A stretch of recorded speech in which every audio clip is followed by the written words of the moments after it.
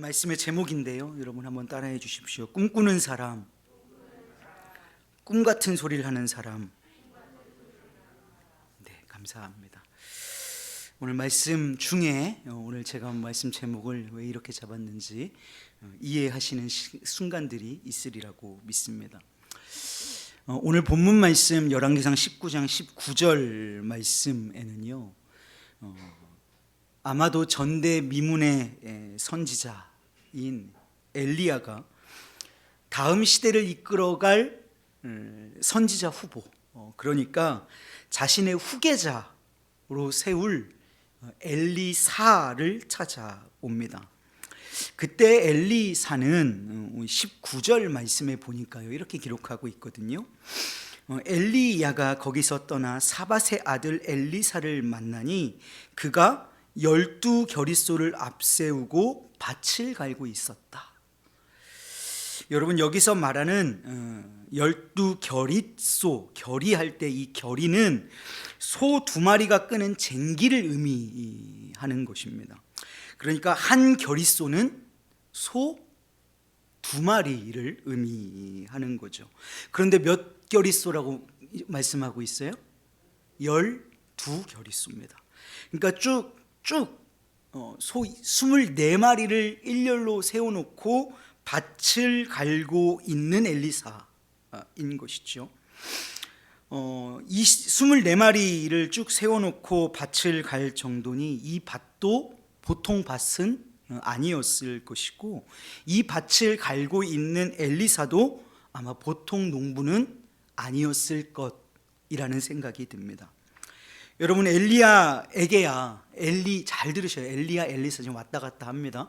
엘리야에게야 이 엘리사를 자신의 후계자로 삼는 것이 하나님으로부터 받은 회복의 메시지이면서 새로운 사명이어서 엘리사를 가서 너의 후계자로 세워라 하시는 하나님의 명령 앞에 아멘하고 순종해서 가서 지금 엘리사를 세우기 위해 온 것이지만, 12겨릿소를 끌고 밭을 갈 만큼 풍족하고 안정된 일상을 살아가던 엘리사에게는 이 엘리야의 등장이 꽤 느닷없는, 그리고 꽤 난데없는, 또 뜬금없는, 준비되지 않았던 상황이었을 것입니다. 이 느닷없고 난데없고 뜬금없고 준비되지 않았던 상황 속에서 이 엘리야 선지자로부터 하나님의 소명, 부르심, 즉 이 콜링을 받은 엘리사는 이 위대한 엘리야 선지자의 뒤를 이어 시대의 선지자 역할을 할 영적 삶을 선택합니다. 여러분, 어떤 생각이 드시나요? 엘리야의 후계자 엘리사, 어떤 생각이 드십니까? 우리 생각하기에 와, 엘리야의 후계자야, 병거 타고 하늘에 올라갔던 그 엘리야의 후계자야, 하늘에 불 내린 엘리야의 기도, 그래 그 엘리야의 후계자야. 우와, 누가 보면 아들인 줄 알겠어. 엘리야, 엘리사 아들인 줄 알겠어. 민족의 지도자가 되는 거네. 와, 어떻게 그런 콜링을 받았지? 와, 출세했네. 좋은 길을 선택했구나 라고 우리는 쉽게 생각하지만, 엘리사가 그 길을 선택했더니 그 앞에 벌어지는 것은 수많은 포기였다라고 하는 겁니다. 그가 그 콜링 앞에 순종했을 때 수많은 포기가 그 선택 앞에 동반되었습니다. 20절 말씀에 자신의 부모와 영영 생이별 같은 작별을 해야 했고, 안락하고 풍족했던 자신의 안정된 인생을 접어야 했습니다. 엘리사는 지금까지 밭을 갈고 있던 쟁기를 불살랐습니다. 21절 말씀이에요. 한 겨릿소를 가져다가 잡고 소의 기구를 불살랐다. 여러분, 이것은 그 기구로 다시는 내가 농사짓지 않을 거야, 나는 이 자리로 다시 돌아오지 않을 거야 라고 하는 믿음의 결단, 믿음의 포기인 것이죠. 이것은 뒤로 돌아보지 않고 하나님의 부르심에 순종하겠다는 결연한 의지를 보여주는 것이고, 자신이 쟁기질하던 소를, 그 한 겨릿소, 12겨릿소 중에 한 겨리를 잡아서 백성에게 삶아서 고기로 나누어 준 뒤 엘리야의 뒤를 따랐다라고 성경은 오늘 우리에게 말씀합니다. 여러분, 이 엘리사의 태도, 이 엘리사의 모습이 오늘을 살아가는 우리 그리스도인들이 본받아야 할 모습입니다. 이것이 바로 우리가 해야 할 선택인 것이죠. 우리가 사명의 길에 순종한다는 것은, 우리가 믿음의 길에 순종한다는 것은 우리가 누려왔던 그 이전에 평온하고 안정되고 익숙했던 삶을 포기하는 것을 의미합니다. 엘리사가 사명을 쫓아 자신의 풍족과 평안의 상징이던 농기구와 소를 불사르고 떠났듯이, 아브라함이 어느 날 갑자기 찾아온 주의 부르심 앞에 자신의 본토 친척 아비의 집을 포기하고 주가 말씀하시는 그곳을 향하여 갈 바를 알지 못하였으나 떠났듯이, 그렇게 우리의 안정된 삶, 우리의 본토 친척 아비의 집을 떠나야 하는 것입니다.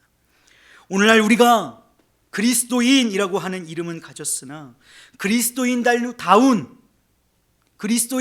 삶을 영위하지 못하는 것은, 우리가 사명의 길에, 우리가 믿음의 길에 순종하겠다고 말하고 또 때로는 그것이 진심이고 또한 잠시 잠깐의 마음에 감동은 없고 눈물은 흘렸지만 이것이 우리의 삶의 행동으로 나타나지 못하고 여전히 이전에 내가 누려왔던 농기구를, 내가 끌어왔던 소를, 내가 있었던 본토와 친척과 아비의 집을 포기하지 못하는 데에서 기인하는 것입니다. 정든 관계와 감정과 익숙함과 풍족, 안정과 안녕을 우리가 포기할 때 그 믿음이, 또 그 사명이 유효합니다. 그것을 포기할 때야 그 사명과 그 믿음이 유효하다는 것입니다. 여러분, 무슨 말씀입니까? 포기 없는 믿음도 포기 없는 사명도 우리의 삶에 전혀 유효하지 않다라는 것입니다. 우리가 진정 그리스도인으로 이 땅의 삶을 살아가겠다면 엘리사가 엘리야의 뒤를 잇는 선지자가 되었듯이 오늘 우리가 예수 그리스도의 뒤를 가는, 예수 그리스도를 닮아가는 작은 예수가 되겠다면, 아브라함이 복의 근원, 아니 더 정확하게 말씀드리면 복 그 자체가 되기를 원했듯이 오늘 우리도 복이 되어 살기를 원한다면, 그렇게 되기 원한다면 우리는 반드시 포기해야 하는 것들이 존재해야 합니다. 여러분, 1919년에 미국에는 인간의 한계에 도전하는 사람들이 있었습니다. 그 뉴욕의 호텔 왕으로 불린 레이몽 오티그라는 사람이 뉴욕에서 프랑스 파리까지 중간에 내려서 급유를 하지 않고 대서양 횡단하는 것에 그때 당시 돈으로 25,000달러의 상금을 걸었답니다. 환산을 못하겠어요. 너무 오래된 일이라서. 그 당시의 돈으로 25,000달러의 상금을 걸었습니다. 이에 위대한 모험과 도전과 정신으로 수많은 사람들이 이 일에 나섰지만 실패했고 때로는 목숨을 잃기도 했습니다. 여러분, 중간에 멈춰서 급유 없이 이때 당시의 기술로 대서양을 건너려면 할 수 있는 한 연료를 최대한 많이 실어야 되는데, 연료를 최대한 많이 실다 보니 너무 무거워서 이륙조차를 하지 못하는 도전자들이 참 많았다고 그래요. 이륙조차를 못하는 거예요. 연료를 가득 채우느라. 그때 뉴욕과 세인트루이스를 오가면서 우편물을 배달하는 항공 우편 배달부인 25살의 찰스 린드버그라는 사람이 있습니다. 이 사람이 이 위대한 도전을 감행하기로 합니다. 찰스 린드버그 보스가 최대한 연료를 많이 실으려고 공간을 개조해요. 비행기 안에 공간을 개조해서 연료 탱크를 계속해서 추가로 설치합니다. 조종석 바로 앞에까지 연료 탱크를 실어서 앞을 볼 수 없게 되어서 잠만경을 보면서 앞을 보며 운행을 해야 하는 지경까지 이르렀습니다. 자, 이제 앞이 보이지 않을 만큼 연료를 실었다면 다른 사람들도 이 정도는 했겠죠?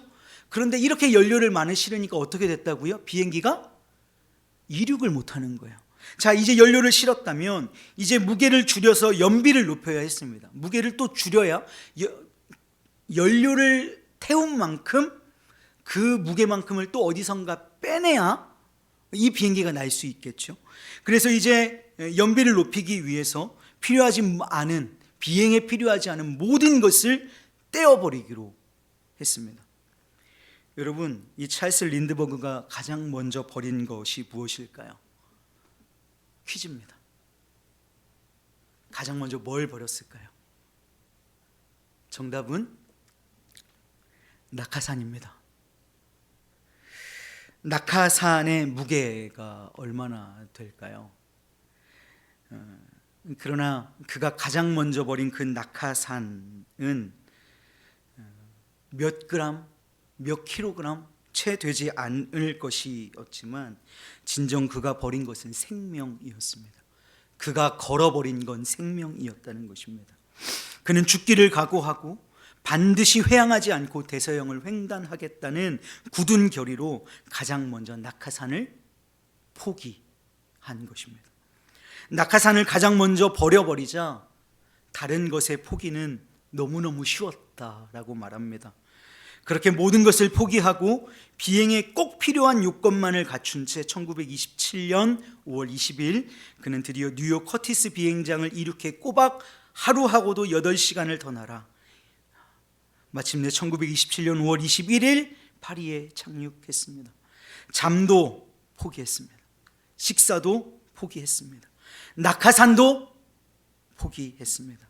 무려 33시간 30분 동안 5,800km를 날아가 이뤄낸 기적 같은 성공이었습니다. 그는 미국 프랑스 대서양 무착륙 단독 비행이 최초로 선곡했고 우리가 잘 아는 타임지 아시죠? 그 타임지의 올해의 인물로 선정되는 초대의 주인공 타임지 1호에 장식되는 영예를 누리게 되었습니다. 여러분 하루하루 우편물을 배달하며 먹고 살기 바빴던 인생에서 영웅적 인생이 된 것은 찾아온 기회와 그것을 선택하는 결정, 더 나아가 낙하산을 포기할 수 있는 포기가 이루어낸 결과물입니다. 여러분 우리는 예수 믿는 우리는 저마다 멋진 인생과 거룩한 신앙의 길을 선택했다고 주장합니다. 우리를 부르신 그 부르심 앞에 순종한 이 삶이 그 주님을 만나고 그 주님의 길을 끝까지 걸어가겠다라고 하는 믿음의 결단을 가진 우리의 삶이 때로는 자부심을 느낄 만한 그런 삶이기를 원합니다. 그런데요, 여러분 누구나 그런 위대한 인생을 꿈꾸지만 아무나 그런 인생이 될 수 있는 것은 아닙니다. 우리 인생의 위대한 부르심, 엘리사가 엘리야로부터 받는 그 하나님의 콜링, 그런 위대한 부르심, 아브라함이 자신의 본토 친척 아비의 집을 떠나 내가 내게 명하는 그곳으로 가라라고 말씀하시는 그 위대한 부르심, 그런 위대한 부르심이 우리의 인생 가운데 찾아올 때는 그 놀라운 영광스러운 부르심이 표면에 있는 게 아닙니다. 내가 너로 이렇게 아브라함처럼 해줄게, 내가 너로 엘리야처럼 이렇게 해줄게가 표면에 우리에게 다가오는 것이 아니라 그 부르심은 항상 이런 질문을 앞에 얼굴에 대고 찾아옵니다. 어떤 질문일까요? 너 이거 포기할 수 있겠니? 우리를 위대한 삶으로 초청하시는 그 초청장에는 뭐라고 기록되고 있냐면 너 이거 포기할 수 있겠니? 너 너의 본토 친척 아비의 집을 포기할 수 있겠니? 너 너의 부모님과 헤어지는 것을 포기할 수 있겠니? 너의 12결의 소, 그 밭에서 나는 소산, 너의 안정된 삶을 포기할 수 있겠니? 이런 초청장을 가지고 우리에게 노크하고 있다는 것입니다. 여러분 누구나 좋은 길을 선택하는 것을 즐거워합니다. 그러나 그 선택을 위해 포기해야 할 것은 별로 생각하지 않습니다. 저마다 꿈을 선택하고 원하는 직업과 삶을 꿈꾸고 그려보지만 꿈과 미래에 대한 상상이 그냥 꿈 같은 소리로 끝나는 것은 그 때문입니다. 포기하지 않기 때문입니다. 인생의 성공과 신앙의 결단은 마치 대서양을 횡단하는 일과 같습니다. 제한된 공간에서 연료를 선택하기 위해 다른 장비를 포기하고 식사를 포기하고 잠을 포기하고 낙하산을 포기하듯이 우리도 진정한 가치를 선택하기 위해 포기해야 할 것들이 참 많이 있다라는 것입니다. 변화가 이루어진 사람, 그걸 선택하고 포기한 사람은 입으로 결단하고 생각하는 선택하는 것이 아니라 삶으로 포기합니다. 자신의 삶을 위대한 삶으로 변화시킨 사람은 입으로 생각하고 상상하고 결단하고 생각으로 나 이렇게 해야지라고 하는 것이 아니라 실제 삶으로 무언가 하나씩을 포기한다라는 것입니다. 우리의 삶의 외적인 것들을 포기할 때 반드시 성숙이 일어나고 변화가 일어난다라는 것입니다. 여러분, 다니엘 기도의 은혜가 계속되고 있다고 믿습니다. 우리의 삶 가운데에서요. 여러분, 그런데 우리 교회가 다니엘 기도회를 한다고 처음에 했을 때 제 마음에 일어나는 불신앙은 뭐였냐면, 얼마나 오실까? 가서 나 혼자 앉아 있는 건 아닐까? 여러분, 우리 교회의 참담한 현실을 보여드리면, 우리 다니엘 기도회 하기 하루 전주예요. 다니엘 기도회가 시작되기 하루 전주 금요 심야 기도회, 제가 찬양 인도와 말씀 인도를 하고 있고, 맨 앞자리에 담임 목사님 혼자 앉아 계시고, 저 뒤에 사모님 앉아 계시고, 컴퓨터 넘기려고 황준하 집사 앉아 있고, 피아노 치려고 사모님, 송기쁨 사모 앉아 있어요. 그게 끝입니다. 그러니 그 현실을 마주하고 다니엘 기도회를 해야겠다, 어떻게든 우리의 그 은혜의 돌파구를 만들어내야겠다고 다니엘 기도회를 시작해야 하는데, 그 전주 금요일 날 그렇게 앉아 있는 모습을 보고 저에게 어떤 소망이 있었을까요? 우리 사모님에게는 다 그런 거야, 괜찮아, 아니 그래도 오늘 예배자가 5명, 4명이나 있었잖아 라고 얘기했지만, 인간적인 실망감과 절망감이 드는 것은 어쩔 수 없는 일, 인간인지라 그럴 수밖에 없었다는 거예요. 아무 소망도 없었어요. 그래서 때로는 비관적인 생각도 하기도 했습니다. 그런데 다니엘 기도회를 열어놓고 그 놀라운 은혜가 함께 하면서 제 안에 들어가는 소망은, 이 다니엘 기도회가 쭉 이어져서 다른 건 몰라도 우리 금요 기도회만큼은 좀 살아났으면 좋겠어요. 제가 인도하고 있어서가 아니라 제가 이렇게 살펴봐요. 주변에 정말 성장하는 교회는 어떤 특징이 있을까? 그래도 뜨거운 교회라고 얘기하는 교회들은 어떤 특징이 있을까? 기도가 살아있거든요. 기도회, 특별히 금요 심야 기도회가 부흥하는 교회가 죽지 않고 살아서 이 시대의 선지자의 역할을 감당하고 있거든요. 그래서 금요 기도회가 살았으면 좋겠다. 다니엘 기도회가 끝나고 어떤 생각들을 하셨나요? 그래도 주중 예배를 좀 내가 회복해야지, 새벽 예배 한번 나가봐야지, 금요 심야 기도회 한번 일으켜 봐야지, 내가 가서 도움이 좀 돼야지 생각하셨을 거예요. 생각하셨으리라 믿어요. 여러분, 그런데 말로만 하고 상상으로만 결단하는 그것으로 우리의 삶에 아무 변화도 일어나지 않습니다. 그 결단과 믿음을 가지고 그 자리에 나오는 삶의 포기, 내가 안락하고 누려야 할 시간을 포기하고 그 자리에 나오는 그 삶의 포기, 그 자리에 나와 있는, 내가 오늘 너무 피곤해서 오늘 와서 말씀 하나도 못 듣고 기도 한마디도 못하고 그랬지만 그 자리에 나와 있는 그 삶의 포기가 그의 삶을 위대한 삶으로 변화시킨다라는 것입니다. 변화가 이뤄진 사람은 입으로 결단하고 생각으로 선택하는 것이 아니라 삶으로 포기합니다. 우리의 삶의 외적인 것들을 포기할 때 반드시 성숙이 일어납니다. 변화가 일어나는 겁니다.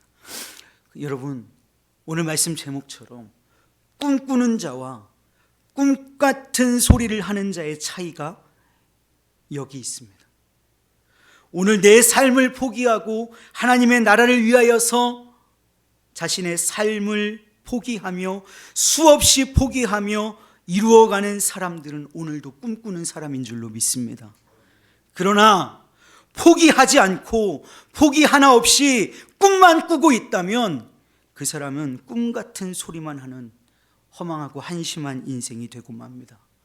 사랑하는 여러분, 찰스 린드버그가 누렸던 그 타임지 1호의 영예, 엘리사와 아브라함의 복된 결과물, 그것만을 우리가 부러워할 것이 아니라 풍족함, 안전함, 익숙함, 낙하산과 같은 안정장치마저 포기했던 그들의 정신과 믿음의 각오를, 그 포기함을 부러워할 수 있는 저와 여러분 되기를 주님의 이름으로 축복합니다.